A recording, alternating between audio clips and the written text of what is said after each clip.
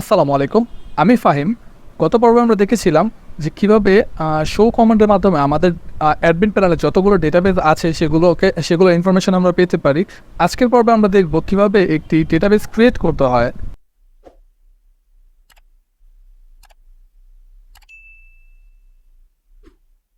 আমি দেরি না করে আমার অ্যাডমিন প্যানেলে চলে যাচ্ছি। সেটা হচ্ছে এই যে আমার অ্যাডমিন প্যানেলটা। তো এখানে সিম্পলি আমরা এই যে স্কেলে ক্লিক করব।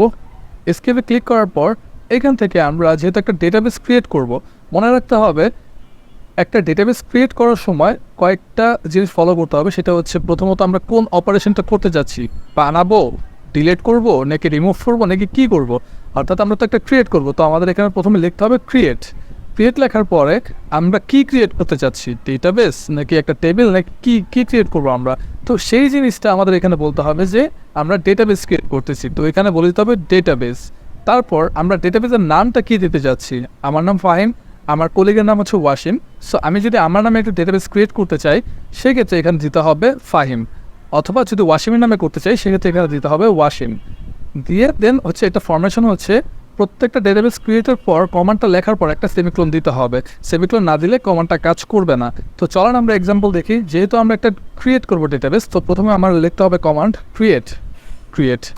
জি, এখানে আমরা ছোটো অথবা বড় অর্থে যে কোনোভাবে লিখতে পারি। So create. এখন আমরা কি ক্রিয়েট করতে যাচ্ছি, database. So database create database. এখন ডেটাবেসের নাম কি দিব? নাম ধরেন আমি দিচ্ছি হচ্ছে আওয়ার কলেজ, OURCOLLEGE,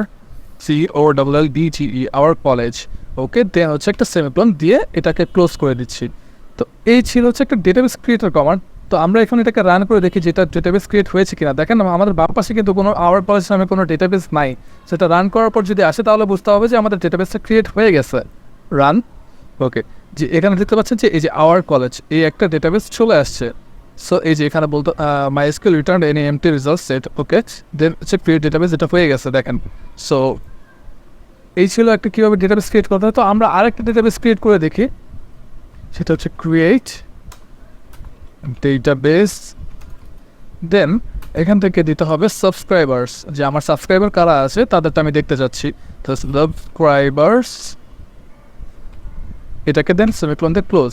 ওকে, দেন এটাকে রান করে দেখতে পাচ্ছেন যে এইখানে যে সাবস্ক্রাইবার্স নামে একটা ডেটাবেস ক্রিয়েট হয়েছে, অর্থাৎ আওয়ার কলেজ সাবস্ক্রাইবার্স দুইটাই ক্রিয়েট হয়ে গেছে।